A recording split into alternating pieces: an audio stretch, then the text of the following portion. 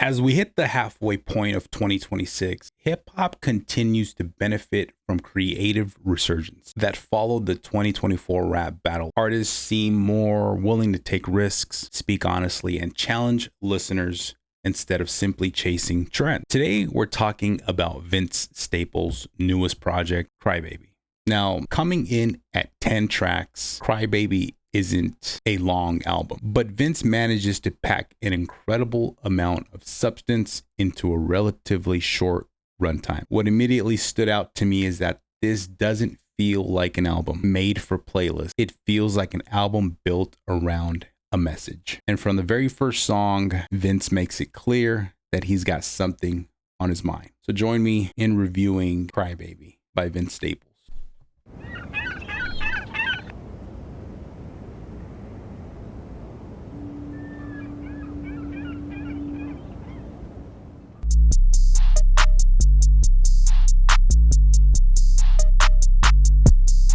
Of all the rah rah rah, I'm not finna slide if your block hot. Big rock, man, he's a shooter. Heard him talking about the hacks, no computer. Yeah, I got fame. Yeah, I got fame.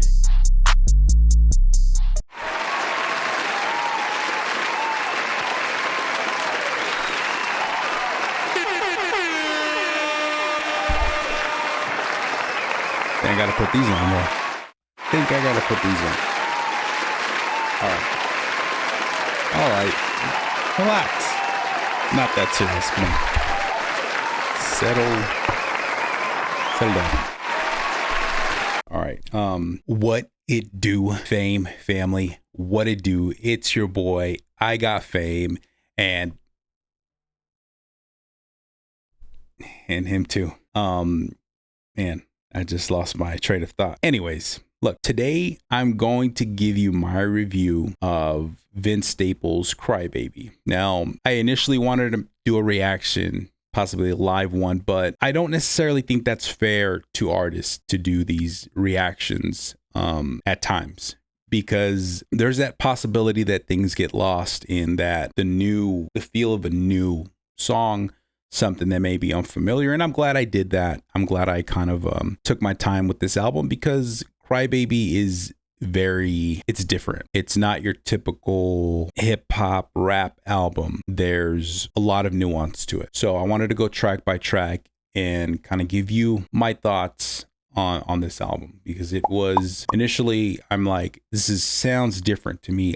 I don't know if I like it. And the few days that I took to soak in the album, a little bit of the meaning here, the production is like on another level, maybe not in the engineering side of it, but more on the live band instrumental. Like it really was unique. So I want to start off by jumping into track 1, BlackBerry Marmalade. Now, the album opens with Vince declaring empires built on blood-stained ground. Now, that's not the type of line you open up an album with if you're looking to have fun. So right off the bat, I kind of feel that Vince was establishing the tone of Crybaby. Now, this is a project centered around uncomfortable truths, historical realities, and the emotional weight of living inside systems that were never designed for everyone equally. Musically, the song has a strange warmth to it.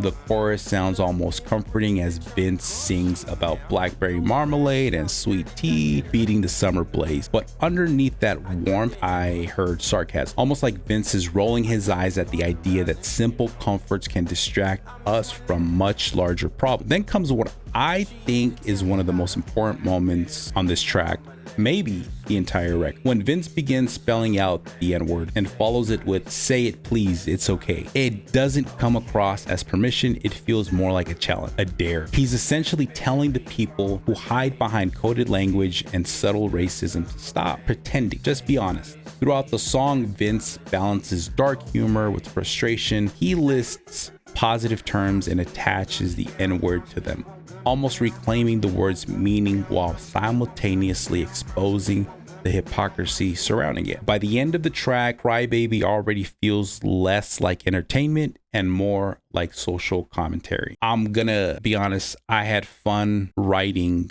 my thoughts to this, because for the most part, Vince was being direct. I didn't really have to dissect much because there was double meanings. If anything, double entendres. I didn't find too many triple entendres. And so I like the double meanings, the sometimes simplification of things. So right off the bat, track 1, he does an amazing job. Then comes track 2, Go Go Gorilla. And if BlackBerry Marmalade introduces the problem, Go Go Gorilla gives us a real world example of what that problem looks like. The production immediately grabbed me. There's a garage rock energy here that almost sounds like the White Stripes crashed into a Vince Staples session. And I actually wrote that when I was listening to the album. But beneath the catchy instrumental is a song about fear, specifically fear of authority. The opening lines paint a picture that many Black and brown communities know all too well. Vince describes an encounter with law enforcement that escalates despite something as minor as outdated registration tags. I feel like that stood out to me immediately, and I've been personally on the receiving end of maybe an unlawful stop. So a lot of the music that Vince was putting out, I can picture. I can close my eyes and remember something like that happened to me, or seeing somebody go through that. And that's where the song becomes powerful to me, because Vince keeps asking a very simple question: why can't you just talk to me? It's such a basic human request. Yet for many people, interactions with police immediately become confrontational before any conversation even begins. Now, the line that stood out to me most in this track was, why do I live in fear of a gun and a badge? Because Vince just isn't describing a personal experience. He's describing a cultural reality, a reality where the people you're told to call for help can also become a source of anxiety. The chorus is brilliant. Go, go, gorilla, catch that gorilla. On the surface, it's catchy, it's memorable. Underneath, Vince sounds like he's mocking society's tendency to criminalize Black men before they even done anything wrong. It's almost like he's reenacting the language people use when they already see someone as a threat. By the time Vince recalls being chokeslammed during an arrest and admits he never even told his mother because, I don't know, she had already warned him about these situations, the song transforms from a social commentary into personal testimony. This is Vince putting the medicine in the candy. And the song sounds fun, but the message is anything but. Now, after Go Go Gorilla, it starts to really dawn on me that I wasn't really going to expect any fun music. And honestly, at this point, I didn't want any fun music because this already was feeding me. And I think that's kind of what I look for in music in reality. So next we have track 3, White Flag. Now, after 2 songs filled with confrontation, White Flag feels like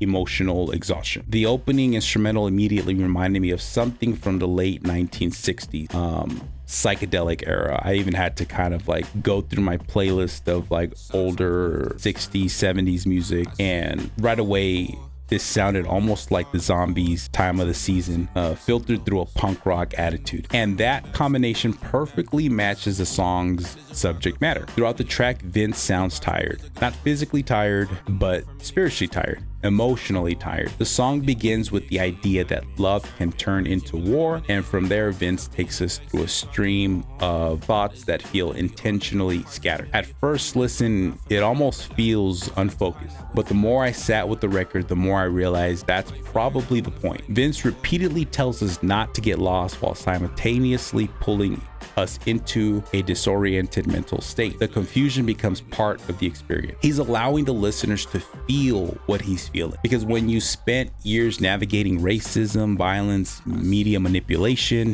fear, and disappointment, eventually your thoughts stop moving in straight line. Eventually you become exhausted, and that's what the white flag represents. Not surrender, fatigue, the desire to stop fighting for just one moment and finally catch your breath. And what makes White Flag such an important song is that it serves as a bridge between the first half of the album and everything that comes after. The anger is still there, the frustration is still there, but now Vince is beginning to reveal the emotional cost of carrying all this weight, which leads perfectly into track 4, The Running Man. Because once you've reached your breaking point, you only have 2 options: stand still or run. Again, track 4, The Running Man. And if White Flag was Vince admitting he's exhausted, The Running Man feels like the realization that exhaustion doesn't stop the world from moving. The opening immediately sounds urgent. Vince says, "Dark times for the melanated." And from there, Vince gives us what feels like the album's survival anthem,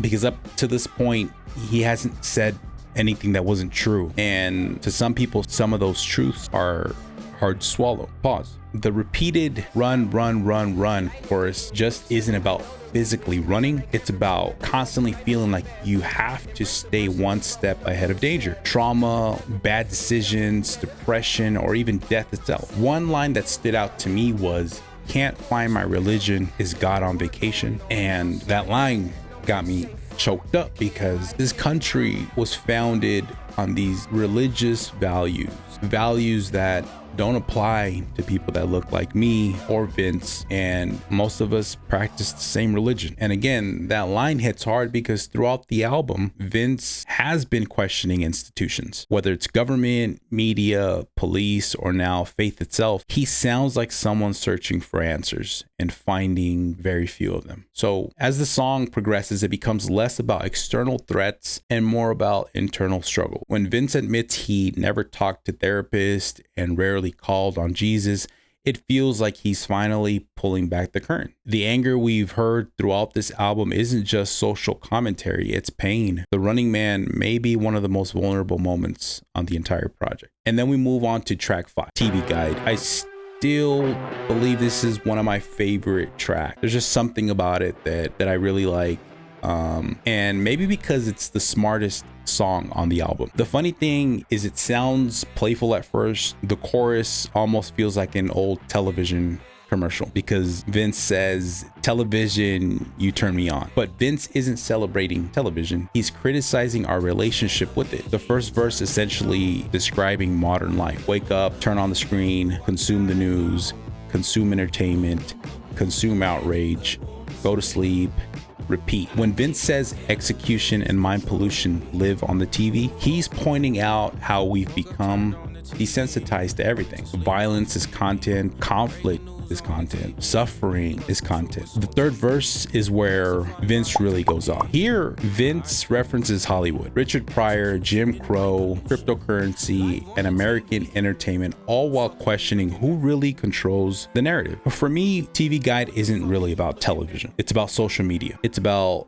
algorithms. It's about modern attention economy. And Vince is asking whether we're watching the screen or whether the screen is watching us. Now, next we move on to track 6, The Big Bad Wolf. At this point in the album, Vince stops hinting and starts speaking directly. The Big Bad Wolf feels like a protest record disguised as a punk rock anthem. The Slick Rick feature is perfect because it gives the song the eerie storybook feeling, like we're listening to a fairy tale, except the fairy tale is America. And the repeated phrase, "Cops shot the kid," becomes comfortable because of how familiar it sounds. Think about it, not just cops, but we had this recent case of the convenience store owner, Rick Chow, who fatally gunned down a 14-year-old Cyrus Carmack Belton. Now, if the matters of the case wasn't enough to anger you, the fact that a jury found this man not guilty was an even bigger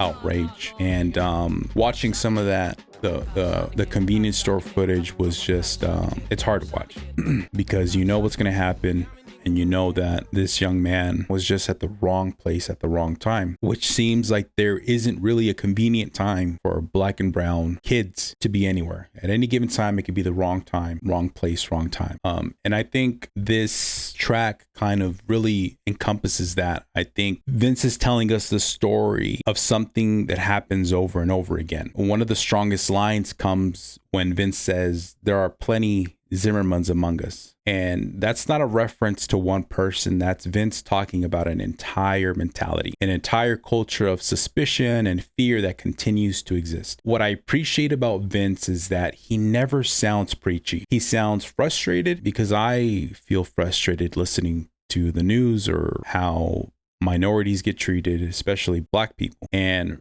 frustration is often more powerful than anger because it feels real. Now, moving on to track 7, Only in America. If there is a centerpiece to Cry Baby, I think it's this song. Everything Vince has been talking about up to this point converges here. The song almost sounds patriotic. The repeated "God bless the USA" feels familiar, comforting at times, but Vince uses that phrase almost like irony. Throughout the record, he talks about incarceration, inequality, violence, broken dreams, and the contradictions that define American life. The bridge may be my favorite moment. Land of the free, home of the brave, home of the natives, home of the slaves. That's Vince Staples in a nutshell in this album. A single line capable of forcing you to think about centuries of history. What makes this song work is that Vince isn't saying America is entirely good or entirely bad. He's saying it's complicated. And anybody being honest about this country's history has to acknowledge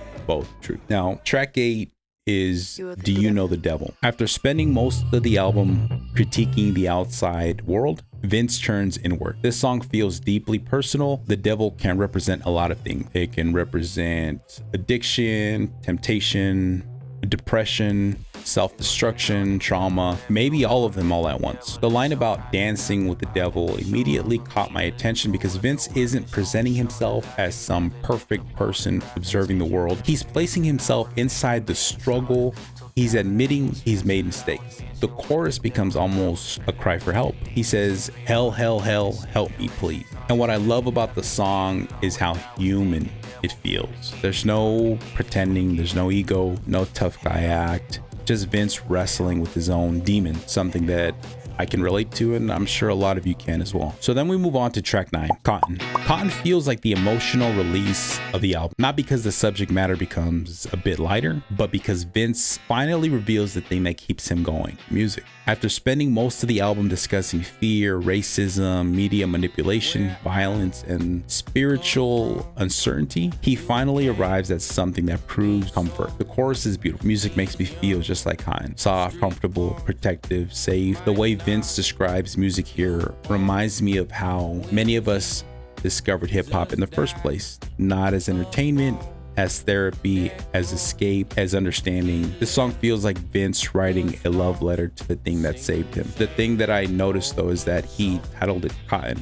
and the irony behind it is that this country was built on the back of black slaves that at one point picked cotton. That cotton went to provide comfort, it provided protection. For some, it created monetary wealth, but it wasn't for the same people that were picking the cotton. And so I find it ironic that Vince highlights that. And for him, it becomes his form of comfort, and almost like he's taking the cotton back and making it so that it comforts him instead of being maybe a product that is tainted by history. But that's just kind of what I took from that track. Finally, we move on to track 10, 7 in the Morning. The final track expands the album's perspective beyond America, beyond Long Beach, and beyond Vince himself. Now he's talking about humanity. The song opens with imagery of war, destruction, and uncertainty. And throughout the record, Vince keeps asking questions that don't have easy answers. What is the point of peace if we can break it? That's probably the most important question on the entire album, because that's really what Crybaby has been exploring from the beginning. Why do we continue repeating cycles of violence? Why do we continue creating systems that hurt people? Why do we continue choosing conflict when we know where it leads?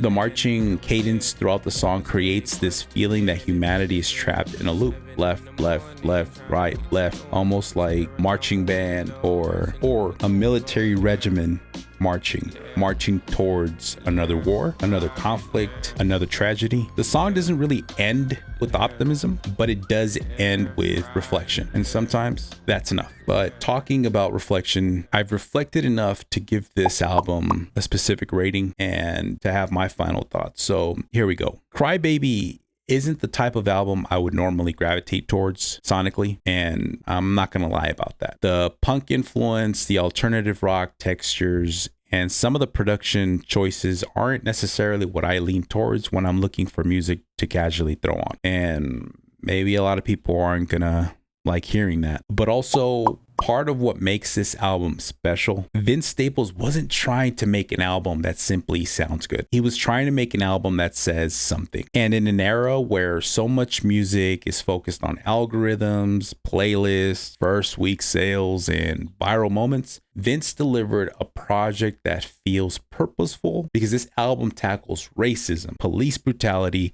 media manipulation, faith, depression, violence, American identity, and ultimately what it means to survive in a world that often feels broke. Whether you agree with every point Vince makes or not, I think Cry Baby is an important album, not just for hip hop culture, but potentially for society, because albums like this force conversations that many people would rather avoid. So for me, Cry Baby earns an 8.4 out of 10. Now, some people might agree, some people might not. I think it has replay value, and maybe the style of music keeps me from rating it a 9.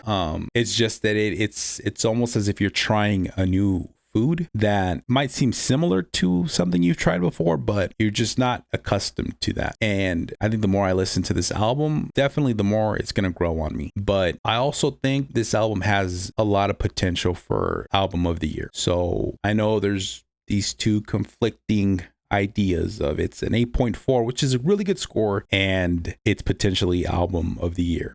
Again, this rating is subjective, so I would encourage you to listen to the album, and I would also encourage you to drop your thoughts, maybe your rating.